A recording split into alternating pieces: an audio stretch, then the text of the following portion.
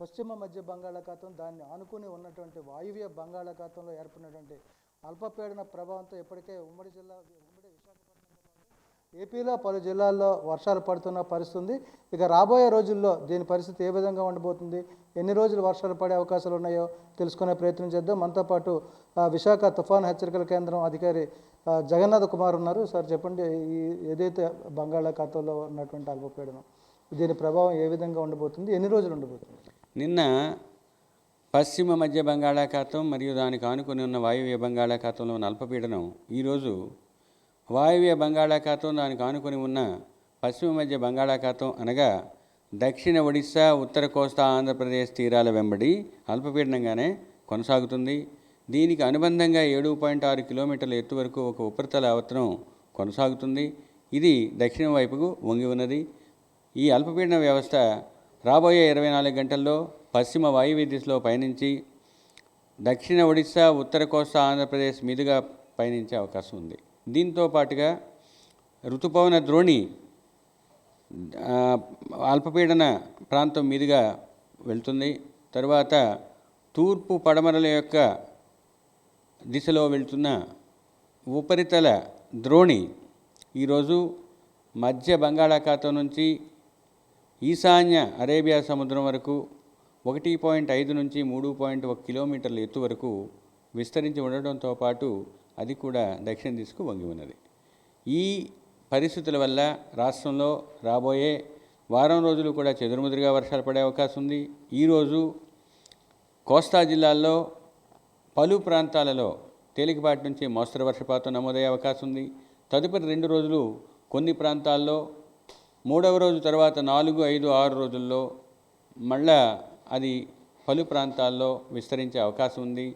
వారంలో చివరి రోజైన 7వ రోజు మళ్ళీ కొన్ని ప్రాంతాలకు పరిమితమయ్యే అవకాశం. ఇప్పుడు ఈ అల్పపీడన ప్రభావంతో ఏపీలో ఉత్తర కోస్తా, దక్షిణ కోస్తాలో ఏ ఏ జిల్లాల్లో భారీ వర్షాలు పడే అవకాశాలు ఉన్నాయి, వాళ్ళకి అక్కడ నుండి ప్రజలకు ఎలా అప్రమత్తం చేయాల్సి? రాబోయే 24 గంటల్లో ముఖ్యంగా ఉత్తర కోస్తా జిల్లా అయిన ఏలూరులో, దక్షిణ కోస్తా జిల్లా అయిన ఎన్టీఆర్లో 1-2 చోట్ల భారీ నుంచి అతి భారీ వర్షపాతం నమోదయ్యే అవకాశం ఉంది. కోస్తా జిల్లాలైన శ్రీకాకుళం, విజయనగరం, పార్వతీపురం, అల్లూరు సీతారామరాజు, పల్నాడు, ప్రకాశంతో పాటుగా నంద్యాల, కర్నూలు జిల్లాల్లో 1-2 చోట్ల భారీ వర్షపాతం నమోదయ్యే అవకాశం ఉంది. 2వ రోజు అంటే రేపు శ్రీకాకుళం, అల్లూరి సీతారామరాజు, పార్వతీపురం, ఏలూరు జిల్లాల్లో 1-2 చోట్ల భారీ వర్షపాతం నమోదయ్యే అవకాశం ఉంది. రాబోయే వారం రోజులు కూడా కోస్తాలో 1-2 చోట్ల భారీ వర్షపాతం నమోదయ్యే అవకాశం ఉంది. వర్షాలు పడే సమయంలో ఈదురుగాలుల పరిస్థితి ఏ విధంగా ఉంటుంది? ముఖ్యంగా సముద్ర తీర ప్రాంతంలో, సముద్ర తీర ప్రాంత ప్రజలు కావచ్చు, మత్స్యకారులు కావచ్చు, ఎలాంటి జాగ్రత్తలు ఉంటాయి? మత్స్యకారులకు ముఖ్యంగా కోస్తా తీరం వెంబడి, కోస్తా తీరం ఆవల 40 నుంచి 50 కిలోమీటర్ల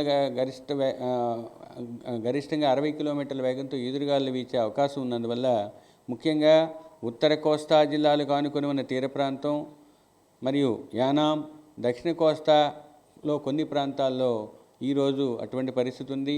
2వ రోజున కోస్తా తీరం అంతా కూడా అటువంటి పరిస్థితి ఉంది. 3వ రోజున మళ్ళీ ఉత్తర కోస్తా జిల్లాలకే ఉంది.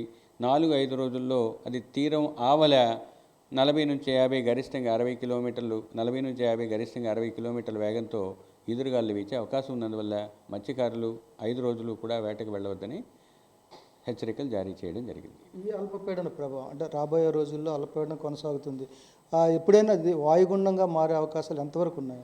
ఇప్పుడున్న పరిస్థితుల్లో అల్పపీడనంగానే ముందుకు వెళ్ళే అవకాశం ఉంది. అది ఇంటెన్సిఫై లేదా తీవ్రతరం చెందే అవకాశాలు లేవు. రాష్ట్రంలో ఉన్న ఓడరేవుల్లో ముఖ్యంగా కళింగపట్నం నుంచి మచిలీపట్నం వరకు ఉన్న ఓడరేవులైన భీమిలిపట్నం, గంగవరం, విశాఖపట్నం, కాకినాడ, మచిలీపట్నంలో 3వ నంబర్ ప్రమాద హెచ్చరికని జారీ చేశాము. తరువాత గడిచిన 24 గంటల్లో రాష్ట్రంలో 44 ప్రాంతాల్లో భారీ నుంచి అతి భారీ వర్షాలు నమోదయ్యాయి. ముఖ్యంగా పశ్చిమ గోదావరి జిల్లా తణుకులో 24 సెంటీమీటర్ల అత్యంత భారీ వర్షపాతం నమోదైంది. రాష్ట్రం అంతటా విస్తారంగా క్షేత్రీయ విస్తృతి ఎక్కువగా ఉన్నందువల్ల వర్షం రాష్ట్రంలో ఎక్కువ ప్రాంతాల్లో, అత్యధిక ప్రాంతాల్లో తేలికపాటి నుంచి మోస్తరు వర్షపాతం నమోదైంది. ఇక ఫ్లాష్ ఫ్లడ్స్ కొన్ని జిల్లాలకు ఆ వార్నింగ్ కూడా ఇవ్వడం జరిగింది.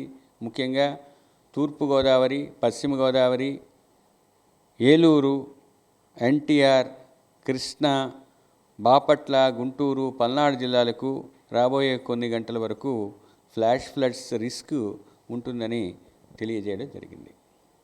Thank you.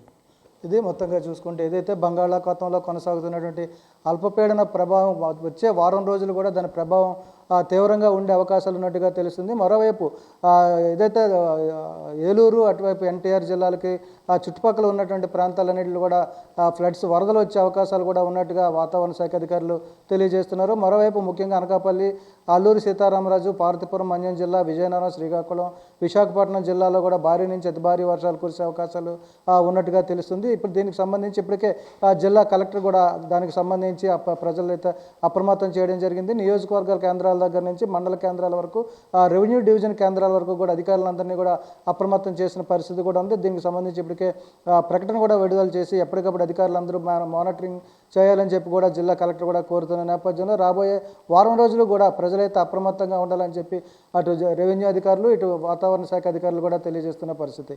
వీడియో జర్నలిస్ట్ స్వామితో Raju, I News, Visakhapatnam.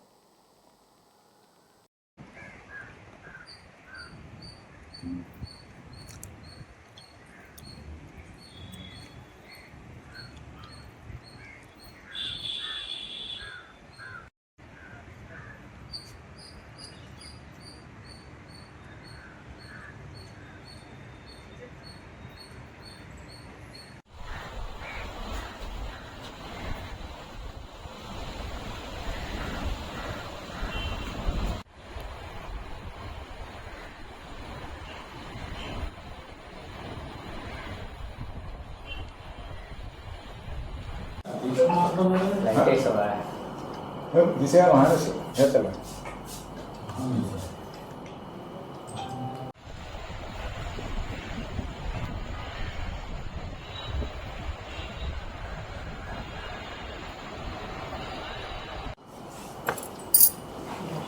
Para tu control, destroy.